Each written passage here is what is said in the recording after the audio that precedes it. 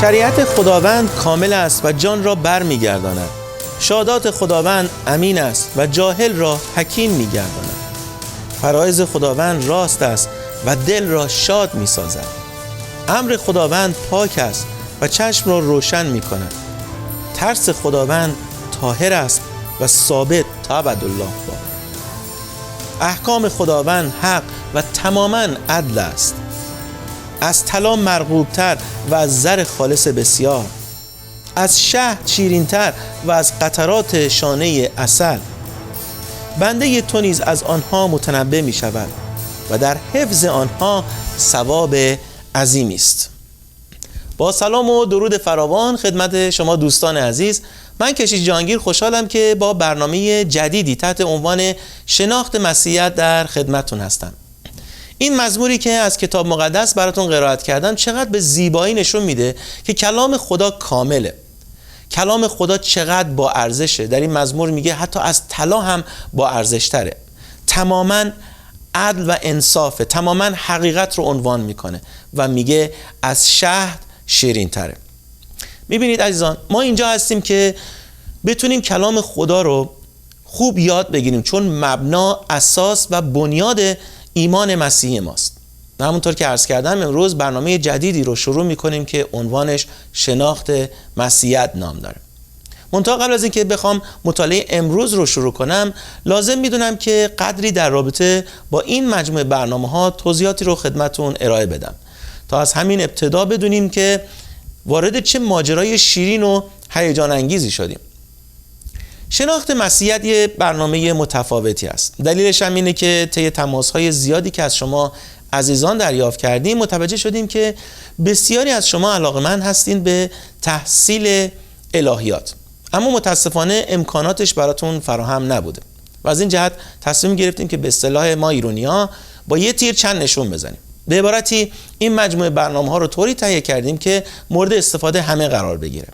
یعنی هم کسانی که علاقه‌مند هستن مسیحیت رو بهتر بشناسن و هم افرادی که مایلن که یک دوره الهیاتی داشته باشن رو میتونن از این برنامه استفاده بکنن. شاید تعجب بکنید، من در دوران دانشگاه مشابه همین دوره رو طی 9 واحد درسی گذروندم. روشی که ما برای ارائه این برنامه‌ها در نظر گرفتیم مثل خود روش عیسی مسیح هست که به کار گرفت، یعنی با کلامی ساده و شیرین مطالب سخت الهیاتی رو تشریح میکنیم. این مجموعه برنامه‌ها همونطور که از نامش هم پیداست در مورد شناخت مسیحیت هست که از طریق مطالعه و بررسی الهیات مسیح انجام میشه. برای بعضی‌ها ممکنه واژه الهیات یه مقدار سنگین و کسل کننده به نظر بیاد، چرا که فکر میکنن که ما میخوایم مطالب سنگین الهیاتی رو به طور دروس فشرده دانشگاهی بیان کنیم. اما همونطور که عرض کردم ما در این مجموعه برنامه‌ها به این مسئله فکر کردیم که چطور و چگونه این دروس سنگین رو بدون اینکه از محتوای اون کم بکنیم به نحوی تقدیم شما بکنیم که اولا به راحتی قابل درک و ثانیاً در رشد ایمان مسیحیمون مفید باشه، که البته شما به مرور با دنبال کردن این مجموعه برنامه‌ها شاهد این مسئله خواهید بود.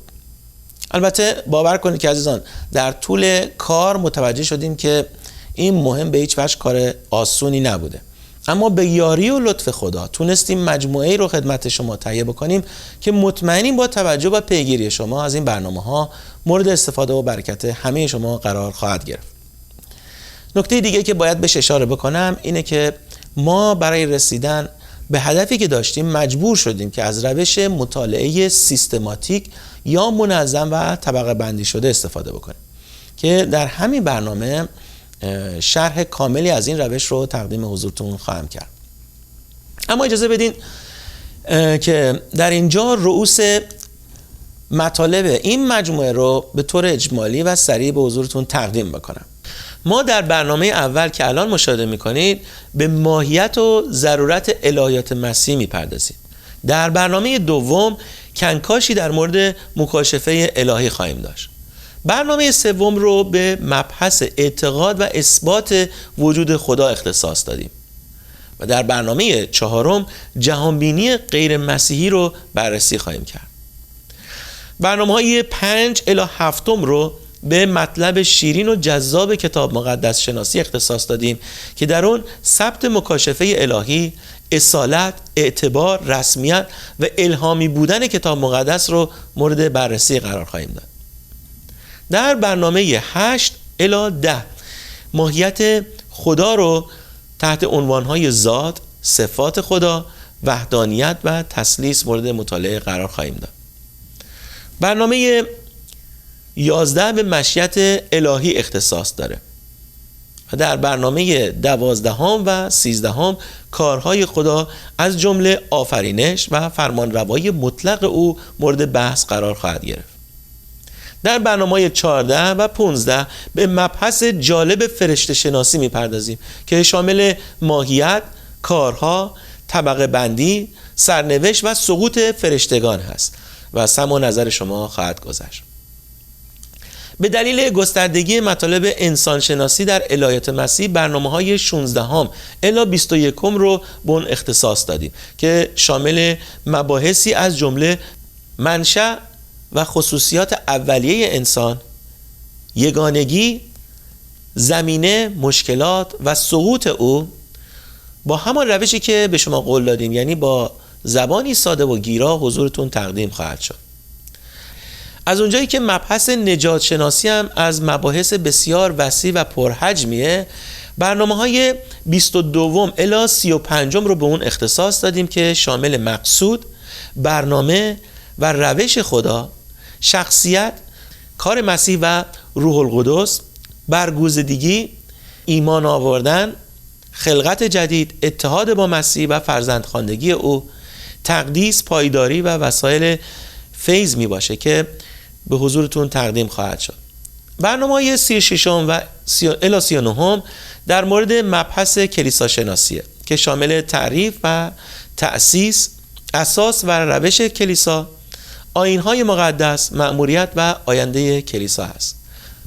در مرحله پایانی این سری برنامه‌ها، یعنی از برنامه 40 الی 48 به بحث شیرین آخرت شناسی، زمان و هدف رجعت مسیح، دوره 1000 ساله، رستاخیز از مردگان، داوری و در پایان وضعیت نهایی رو مورد بحث و بررسی قرار خواهیم داد که تقدیم حضورتون خواهد شد. خب عزیزان، همونطور که میبینید این مجموعه برنامه حاوی مطالب زیادی هستن که شما رو تشویق میکنم برای استفاده بهتر از اونها حتما با قلم و کاغذ و کتاب مقدس پای این برنامه ها بشینید تا بتونید از مطالب اونها یادداشت بردارید و چنانچه سوالی براتون مطرح میشه اون رو با ما در میون بگذارید. خب اجازه بدید که این برنامه اول رو با یک سوال شروع بکنم. مسیحیت چیست؟ اگر از شما بپرسن که مسیحیت رو در یک جمله تعریف بکنید، چه پاسخی به اون خواهید داشت؟ البته پاسخ به چنین سوالی در یک جمله کار غیر ممکنیه. مثل این میمونه که از شما بخوان آب یک اقیانوس رو توی یک لیوان جا بدید. اما اصولاً بهترین روش برای شناخت مسیحیت مطالعه اون به طور منظم و طبقه بندی شده است و قصد ما در این مجموعه برنامه ها اینه که مبانی و اصول مسیحیت رو با همین روش منظم و طبقه بندی شده به شما معرفی بکنیم. این روش مطالعه رو الهیات منظم نام میدن که در این سری برنامه ها تحت عنوان خداشناسی طبقه بندی شده هم بهش اشاره میکنیم که عبارت از طبقه بندی و تحلیل آموزه های حاصله از شناخت خدا و اعمال او در چارچوب کتاب مقدس. قبل از اینکه بخوایم به بررسی مطالب خداشناسی مسیحی بپردازیم، لازم دونستم که مطالعه بر ماهیت و ضرورت خداشناسی مسیحی داشته باشیم. به عبارتی امروز میخوایم بدونیم که الهیات یا خداشناسی مسیح چی هست و چه تفاوتی با سایر علوم داره و چرا باید مورد بررسی و مطالعه قرار بگیره. پس بیایید نگاهی بر رؤوس مطالب امروز داشته باشیم. ما ابتدا مطالعه‌مون رو تحت عنوان ماهیت خداشناسی مسیحی شروع میکنیم و در این رابطه علم الهیات مسیحی رو با علم اخلاق، دین و همچنین علم فلسفه مورد مقایسه و بررسی قرار میدیم و بعد از اون موضوع ضرورت الهیات مسیحی رو مطالعه خواهیم کرد و در این بخش به 5 دلیل اشاره میکنم که چرا باید خداشناسی رو به طور منظم و طبقه بندی شده مطالعه بکنیم، که شامل این دلایل شامل ساختمان فکری بشر، وجود عقاید ضد الهی در عصر حاضر، ماهیت کتاب مقدس، پرورش اخلاق معقول مسیحی، شرایط لازم برای خدمات مفید مسیح هست. پس همونطور که گفته شد مطالعه‌مون رو با اولین بخش یعنی ماهیت خداشناسی شروع میکنیم. خداشناسی یا الهیات مسیح طی قرون متمادی ملکه علوم نامیده میشد و الهیات منظم هم تاج این ملکه به حساب می اومد. الهیات عبارت از علم و اعمال خدا و الهیات منظم عبارت از تنظیم نتایج حاصله از اون. عده‌ای الهیات رو علم نمیدونن و معتقد هستند که در این رشته نمیشه به اطلاعاتی دستیافت که قطعی و نهایی باشه. بعضی از علمای جدید الهیات که در عصر حاضر تحت تأثیر مکتب اصالت عمل یا پرگماتیسم قرار گرفتن، کار خودشون رو بر این اساس شروع میکنن که معتقدن در الهیات مثل سایر رشته‌های تحقیقات بشری ایمان نباید از مرحله فرضیه‌های معقول پا فراتر بگذاره و هیچ وقت هم نباید به طور قطعی و نهایی به شمار بیاد. به عبارتی اونها میگن که حقیقت چیزیه که از دیدگاه انسان خوب باشه، بنابراین حق رو نسبی و نه مطلق میدونن و همینجوری که توی این عکس میبینید نوشته شده که حقیقت چیزی است که از دیدگاه انسان خوب باشد، بنابراین حق نسبی است نه مطلق. این اعتقاد اونایی که پیرو مکتب اصالت عمل یا عملگرایی هستند. علمای مکتب الهیات آزاد اندیش یا لیبرالیست ها که مسئول از خطا بودن کتاب مقدس به عنوان کلام خدا نمیپذیرن و هیچ چیز رو ثابت نمیدونن، اونها میگن که ابراز نظرات قطعی در مورد خدا و حقایق علم الهی کار درستی نیست. ولی علیرغم این دو گروهی که خدمتتون عرض کردن، علمای الهیات مسیحی معتقدند که در جهان امور ثابت و قطعی وجود داره و برای اثبات اعتقاداتشون به وجود نظم و انتظام در کرات آسمانی و قوانین طبیعت و علوم ریاضی استناد میکنن. اگرچه در علوم همگاهی میشه منظم بودن قوانین طبیعی رو زیر سوال برد، ولی یه مسیحی با تجربه در همه این بی‌نظمی‌های ظاهری مداخله الهی و ظهور معجزه‌آسای قدرت خدا رو می‌بینه. ما مسیحیان معتقد هستیم با وجود این که درک مکاشفه الهی تدریجی هست، اما خود مکاشفه مثل عدالت و حقیقت الهی ثابت و پایدار است و بدین طریق شخص مؤمن یا شخص مسیحی دسترسی به حقایق در الهیات و الهیات منظم رو ممکن میدونه. الهیات مسیحی شامل تمام تعالیم و آموزه‌های ایمان مسیحی، اعم از شناخت ذات الهی و رابطه او با کائنات است. در این معنای وسیع میتونیم الهیات رو به عنوان علم خدا و رابطه او با کائنات تعریف بکنیم. در اینجا برای روشن شدن این که الهیات نه تنها علمی است که دارای نظرات قطعی هست، بلکه بر سایر علوم هم برتری داره، به بحث درباره تفاوت علم الهیات با علم اخلاق، دین و فلسفه میپردازم. پس بیایید در ابتدا الهیات مسیح را با علم اخلاق مقایسه بکنیم و برای درک برتری خداشناسی بر علم اخلاق ابتدا لازم هست که تفاوت بین علم اخلاق با روانشناسی رو بدونیم و بعد از اون با اخلاق مسیحی اون رو مورد بحث و بررسی و یا مقایسه قرار خواهیم داد. منتها قبل از اون خوبه که تفاوت بین روانشناسی و علم اخلاق رو بدونیم. ببینید، علم اخلاق درباره رفتار انسان اونطور که باید باشه مطالعه میکنه، اما روانشناسی درباره رفتار انسان اونطور که هست. علم اخلاق جنبه رفتاری انسان رو مطالعه میکنه، ولی روانشناسی چگونگی و علت رفتار انسان رو مورد بررسی قرار میده. پس نتیجه میگیریم که علم اخلاق بر روانشناسی برتری داره. حالا تفاوت بین علم اخلاق با اخلاق مسیحی رو ببینیم چی است. علم اخلاق بر اساس محرک‌های کاملا طبیعی قرار داره، اما اخلاق مسیح بر مبنای کاملا روحانی بنا شده و در اون تعالیمی نظیر گناه، نجات دهنده، نجات، تولد تازه و سکونت الهی در انسان برای رسیدن به هدفهای اخلاقی دیده میشه که در علم اخلاق این بحث‌ها مورد مطالعه قرار نمیگیره. به طور کلی مبحث اخلاق شامل دو جنبه اخلاق نظری یا تئوری و اخلاق عملی هست. اخلاق نظری رفتار انسان رو با توجه به معیارهای صحیح و غلط رفتاری مورد آزمایش قرار میده. اخلاق عملی که بر اساس اخلاق نظری بنا شده ولی در مورد محرک‌های کوشش رفتاری در داشتن یک زندگی اخلاقی تاکید داره. علاوه بر اون چه که تاکنون خدمتتون عرض کردم، از نظر محرک‌های اخلاقی بین علم اخلاق و اخلاق مسیحی باز تفاوت‌هایی وجود داره. به عنوان مثال در علم اخلاق محرک‌ها عبارتند از لذت‌خواهی، نفع‌طلبی، کمالگرایی و یا آمیخته‌ای از اونها مثل انسانگرایی، چون بر مبنای طبیعی قرار داره گفتیم نه، در حالی که در اخلاق مسیحی محرک‌های اخلاقی عبارتند از محبت نسبت به خدا و اطاعت از او. علم اخلاق محدود به وظایف انسان‌ها نسبت به یکدیگر هست، در حالی که اخلاق مسیحی شامل وظایف انسان‌ها نسبت به خدا و همچنین نسبت به یکدیگر هم هست. پس میتونیم نتیجه بگیریم که اخلاق مسیحی نه تنها جامعیت بیشتری نسبت به علم اخلاق داره، بلکه بر اون برتری کامل هم داره.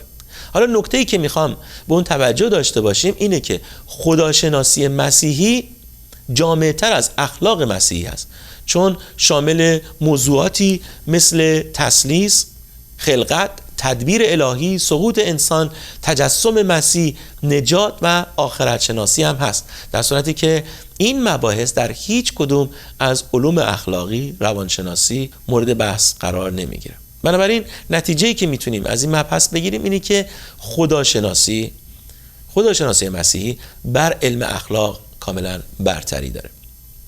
حالا به بحث دوم از ماهیت الهیات مسیحی میپردازیم و اون مقایسه بین الهیات مسیح و دین هست. این روزها اصطلاح یا واژه دین با مفاهیم مختلفی به کار برده میشه. بعضیا منظورشون از دین مراسم مذهبی برای پرستش خدا یا خدایان هست. گاهی هم منظور از دین عبارت از سرسپردگی و وفاداری کامل نسبت به یک شخص یا یک چیز. به عنوان مثال من چند وقت پیش علاقه زیادی که به ورزش اسکیت بورد دارم، به زمین اسکیت رفتم، به یک جایی به اسم پارک اسکیت بهش میگن. اونجا رفتم و داشتم اسکیت میکردم، متوجه شدم یک شخص مسنی خیلی با مهارت داره اسکیت میکنه. رفتم تشویقش کردم، گفتم که برای من خیلی جالبه که شما با این سنتون چقدر قشنگ اسکیت میکنید. به من گفتش که اسکیت بوردشو به من نشون داد و گفت این دین منه، این آیین منه، این مذهب منه. تعجب کردم. خب از اونجا بخاطر اینکه داشتم این برنامه رو این برنامه رو تهیه می‌کردم، اونجا فهمیدم که واو، مردم از دین چه استفاده‌ای میکنن یا دینشون رو چه چیزهایی میدونن. ولی ما مسیحیان دین رو عبارت از یک ایمان با سیستم عبادتی به خصوص میدونیم. دیندار بودن عبارت از این که انسان به وجود یک خدای برتر معتقد باشه و طبق میل او زندگی کنه. دین مسیحی در محدوده مسیحیت کتاب مقدس قرار داره که عبارت از آگاه بودن از وجود خدای حقیقی و توجه به مسئولیت هامون نسبت به او. حالا ممکنه این سوال پیش بیاد که رابطه دین با الهیات چیه؟ خب در الهیات انسان به نظم و طبقه بندی تفکراتش نسبت به خدا و کائنات میپردازه، ولی در دین نتایج حاصل از این تفکرات در زندگیش با رفتار و عمل او ابراز میشه و میتونیم نتیجه بگیریم که الهیات شالوده دین هست. یعنی تمام رفتار و کردارهای مردم در دین ناشی از این بستر یا این شالوده یعنی از باورهای الهیاتیشون میشه و این برتری الهیات رو بر دین ثابت میکنه. خب بحث سوم مقایسه بین الهیات مسیحی با فلسفه است. شاید تعجب بکنید که بگم الهیات و فلسفه عملاً دارای هدفهای مشابه هستند، ولی از نظر راه و روش رسیدن به این هدفها تفاوت خیلی زیادی با هم دارن. مثلا هر دو در جستجوی یافتن نظری جامع در رابطه جهان و حیات هستند. حالا برای این کار الهیات با اعتقاد به وجود خدا و قبول کردن او به عنوان علت وجودی کل آفرینش به استثنای گناه کار خودش رو شروع میکنه. اما فلسفه معتقده که برای یافتن پاسخی جامع به مسائل جهان و حیات فقط کافیه که برای شروع بتونیم وجود آفرینش رو یه جوری توجیه بکنیم و به همین دلیل عده‌ای از فلاسفه در گذشته توجیهشون این بود که علت وجود آفرینش هوا، آب، آتش یا طبیعت هست و یه عده دیگه از فلاسفه هم معتقد بودن که فکر یا چیز دیگه علت وجود دادن آفرینش هستی هست. الهیات فقط به این اکتفا نمی‌کنه که خدا وجود داره، بلکه معتقده که خدا از راه فیض و رحمت خودش رو مکشوف کرده، در صورتی که فلسفه این اعتقاد یعنی آفرینش توسط خدا از راه فیض و رحمتش رو رد میکنه. عالم الهی با توجه به وجود خدا و با مطالعه مکاشفه الهی از کتاب مقدس به نظراتش در مورد جهان و حیات میرسه. اما فیلسوف با توجه به پایه اصلی فلسفه خود و نیروهایی که به اون نسبت میده به نظرات خودش در مورد جهان و حیات میرسه. بنابراین روشنه که الهیات بر پایه‌های محکم و عینی قرار داره، در حالی که فلسفه تنها به فرضیات و تفکرات فیلسوف متکیه و این نشون میده که علم الهیات بر فلسفه برتری داره. با وجود این علم الهیات از فلسفه بهره برداری میکنه و در اینجا من میخوام به 3 استفاده فلسفه در الهیات مسیحی اشاره بکنم. اول اینکه در فلسفه دلایلی برای اثبات مسیحیت وجود داره. یک فیلسوف میتونه با استفاده از وجدان دلایلی در مورد اثبات وجود خدا، آزادی اراده و غیر فانی بودن شخصیت انسان و نه جسم او ارائه بده. دومین استفاده‌ای که الهیات میتونه از فلسفه بکنه اینه که فلسفه به علم الهیات نشون میده که عقل بشر برای جواب دادن به مسائل اساسی زندگی کفایت نمیکنه. بنابراین عالم الهیات با آگاهی از این که فلسفه در مورد مسائلی مثل منشأ پیدایش بشر، تدبیر الهی، گناه، نجات و پایان جهان جوابی نداره، بهره میگیره و پاسخ صحیح تمام این سوالات رو از کتاب مقدس ارائه میده. سومین اینه که فلسفه به عالم الهیات کمک میکنه که با عقاید بی ایمانان تحصیل کرده آشنا بشه. در واقع میتونیم بگیم که فلسفه برای غیر مسیحیان همون ارزشی رو داره که ایمان مسیحی برای یک مسیحی داره.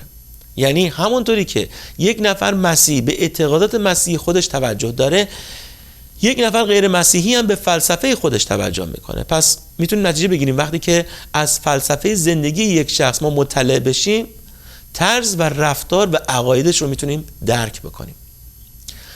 در اعمال رسولان باب 14 پولس و برنابا در شهر لستره مفلوجی رو شفا میدن و مردم تصور میکنن که اینها خدایان هستن که در جسم اونها ظاهر شدن و قصد پرستش اونها رو میکنن. اما از اونجایی که پولس و برنابا از فلسفه زندگی اونها مطلع بودن، مانع اونها میشن و به جاش به اونها پیام انجیل رو اعلام میکنن. یک مسئله دیگه کتاب مقدسی که میخوام خدمتتون در این رابطه بگم اینه که در اعمال رسولان باب 17 از آیات 16 به بعد میخونیم که پولس رسول به خاطر آشنایی که با عقاید فلسفی یونان داشت در شهر آتن موفق میشه که خبر خوش انجیل مسیح رو به مردم اون شهر اعلام بکنه. همونطور که میبینید فلسفه میتونه ابزار خوبی برای درک مردم و بشارت ملکوت خدا مورد استفاده یک مسیح قرار بگیره. اما مسیحیان باید بدونن که فلسفه نمیتونه انسان رو به مسیح هدایت بکنه.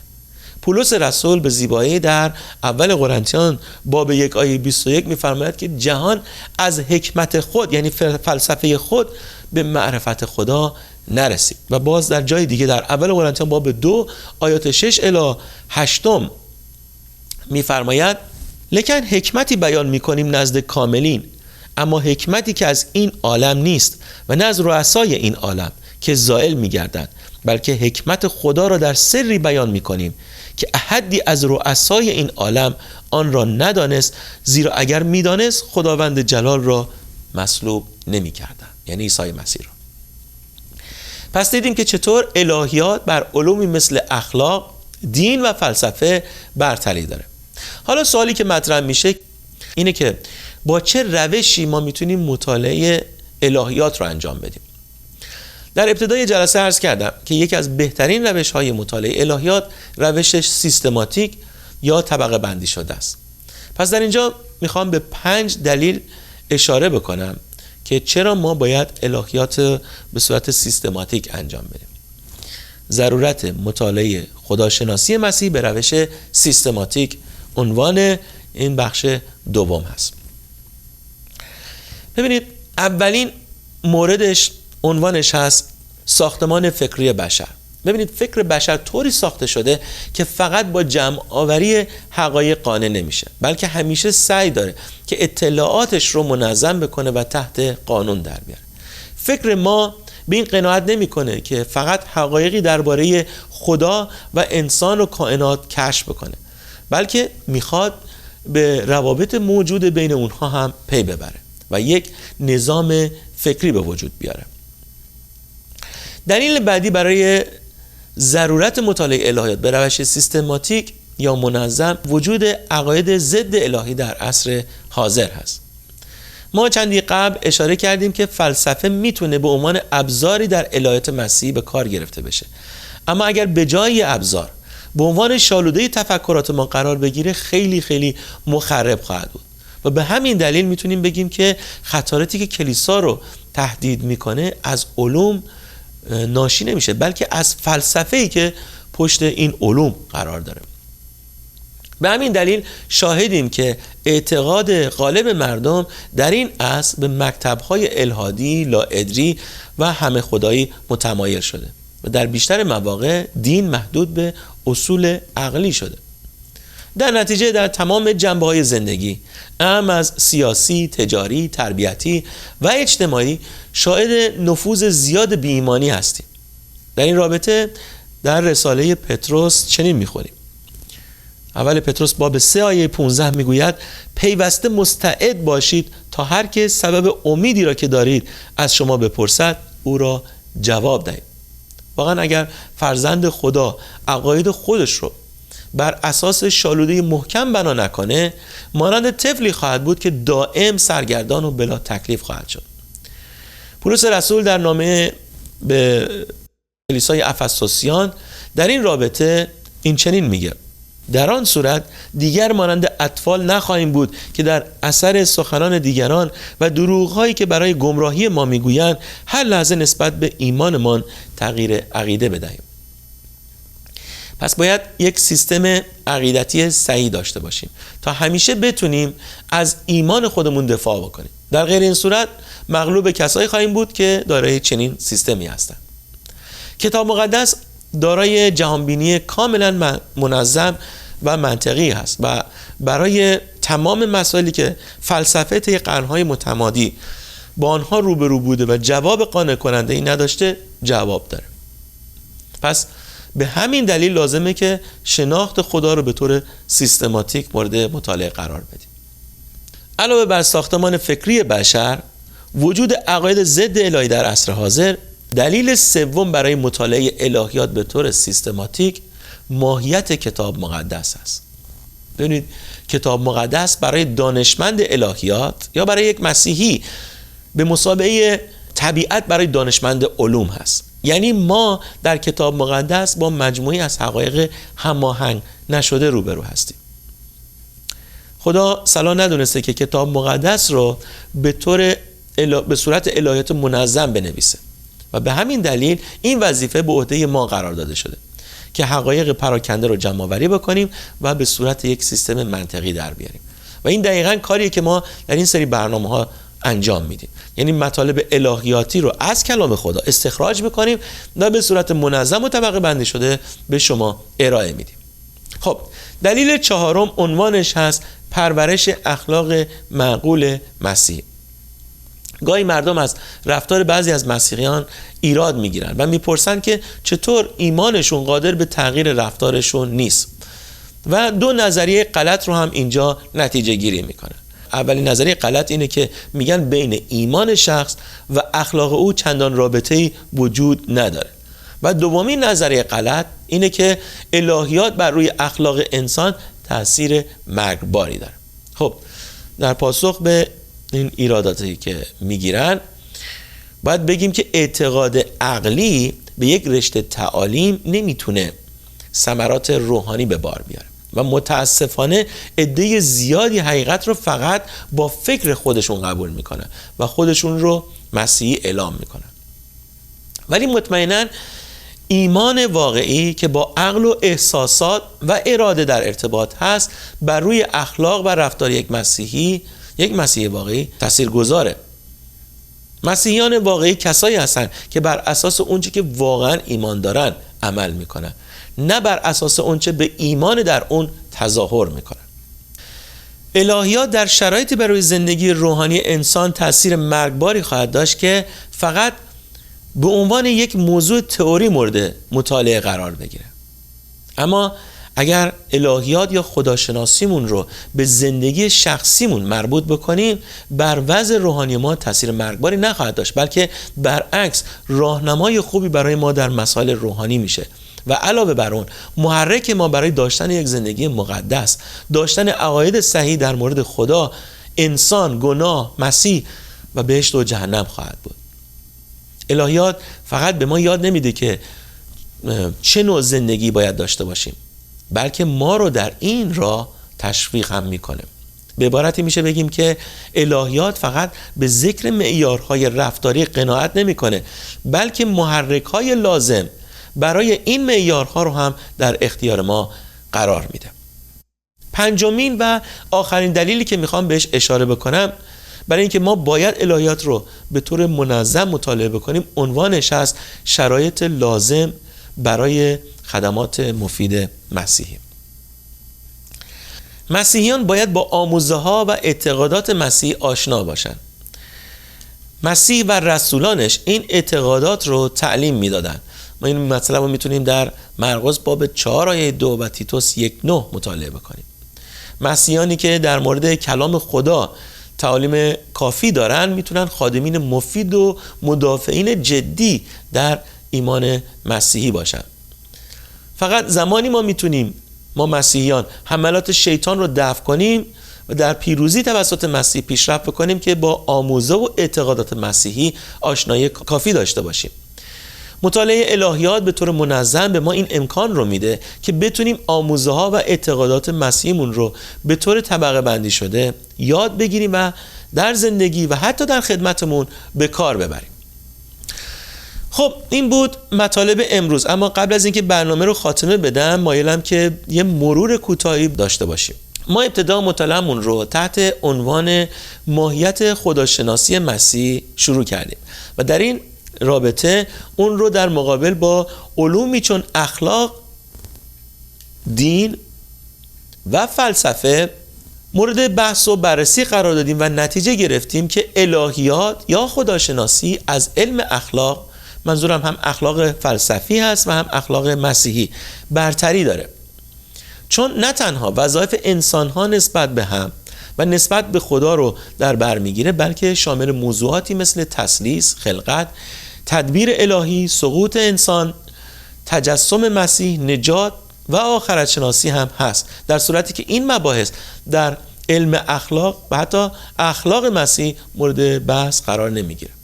همچنین گفتیم که الهیات یا خداشناسی از دین بالاتره، چون الهیات مبنا و شالوده دین هست، یعنی تمام رفتارها و کردارهایی که مردم در دین انجام میدن ناشی از باورهای الهیاتیشون هست. و در نهایت دریافتیم که خداشناسی بر فلسفه هم برتری داره، چون الهیات بر پایه‌های محکم و عینی قرار داره، در حالی که فلسفه تنها به فرضیات و تفکرات فیلسوف متکیه. در بخش دوم مطالعه‌مون ضرورت خداشناسی مسیحی به بحث در مورد 5 دلیل پرداختیم که چرا باید الهیات رو به صورت منظم و طبقه بندی شده مطالعه بکنیم. در مورد دلیل اول که عنوانش بود ساختمان فکری بشر، گفتیم به خاطر این که فکر بشر طوری ساخته شده که فقط با جمع‌آوری حقایق قانع نمیشه، بلکه همیشه سعی داره که اطلاعاتش رو منظم بکنه و تحت قانون در بیاره. دلیل دوم گفتیم به خاطر وجود عقاید ضد الهی در عصر حاضر. به عبارتی باید یک سیستم عقیدتی صحیح داشته باشیم تا همیشه بتونیم از ایمان خودمون دفاع بکنیم. در مورد دلیل سوم که عنوانش ماهیت کتاب مقدس بود، گفتیم چون ما در کتاب مقدس با مجموعی از حقایق هماهنگ نشده روبرو هستیم. دلیل چهارم که عنوانش هست پرورش اخلاق معقول مسیحی، گفتیم که چون مطالعه الهیات به طور منظم به ما این امکان رو میده که بتونیم خداشناسیمون رو با زندگی روزمره‌مون مربوط بکنیم و اون وقت هم راهنمای خوبی برای ما و هم محرک مناسبی برای داشتن یک زندگی مقدس خواهد بود. در رابطه با دلیل پنجم که عنوانش از شرایط لازم برای خدمات مفید مسیحی، گفتیم که مطالعه الهیات به طور منظم به ما این امکان رو میده که بتونیم آموزه ها و اعتقادات مسیحی رو به طور طبقه بندی شده یاد بگیریم و در خدمات مسیحیمون به طور مفیدی به کار ببریم. خب عزیزان، امیدوارم که مطالعه امروز این انگیزه رو در همه ما ایجاد بکنه که با جدیت تمام این مجموعه برنامه ها رو دنبال بکنیم و برای جلال خدا ازشون نهایت بهره رو ببریم. من تشویق میکنم که در برنامه آینده نیز به ما ملحق بشید که عنوانش هست مکاشفه خدا. و در اینجا میخوام از شما به خاطر توجهتون به این برنامه تشکر بکنم و تا برنامه آینده شما رو به خدای بزرگ میسپارم. خدا یار و نگهدار شما باشه.